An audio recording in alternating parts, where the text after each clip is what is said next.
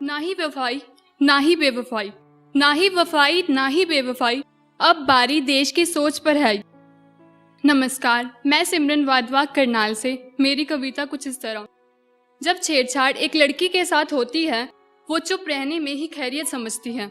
जब छेड़छाड़ एक लड़की के साथ होती है, वो चुप रहने में ही खैरियत समझती है, क्योंकि उसे मालूम है लोग उसके पक्ष में ना होकर उसे ही कसूरवार बताएंगे। कुछ किया होगा उसने गलत, ऐसी ऐसी बातें भी लोग बनाएंगे।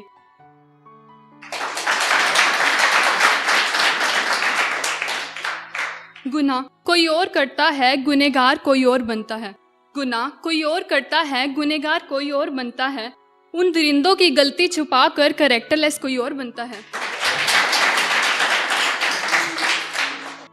इतनी हिम्मत किसी लड़के में कि वो लड़की को कुछ कह दे। इतनी हिम्मत किसी लड़के में कि वो लड़की को कुछ कह दे। लड़की ने ही किया होगा कोई इशारा, तभी तो पीछे गया होगा बेटा हमारा।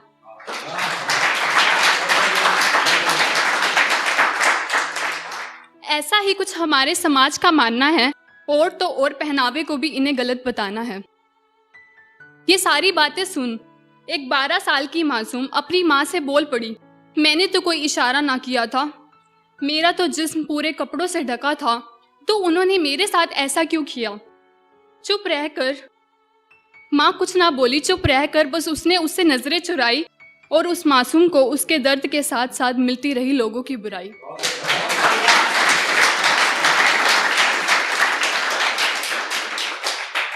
कोई लड़की हिम्मत करके उठती है, अपने हक के लिए वो लड़ती है, तो क्यों उसे कैरेक्टर पे उंगली उठाकर उसके कैरेक्टर पर उंगली उठाकर उसकी जिंदगी खत्म करने पर उसे मजबूर कर देते हो, और क्यों उन दरिंदों को भी इतना ज्यादा बढ़ावा तुम दे देते हो। छोटी ड्रेस या जीन को तुम गलत बताते हो। छोटी ड्रेस या जीन को तुम गलत बताते हो, क्या सूट सलवार वाली को तुम बचा पाते हो।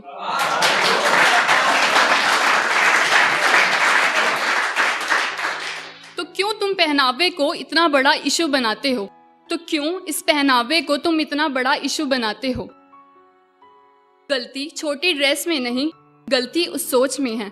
गलती छोटी ड्रेस में नहीं, गलती उस सोच में है। गलती मासूम के कैरेक्टर में नहीं, गलती उन हैवानों की हवस में है। सोच कर लो। शुक्रिया।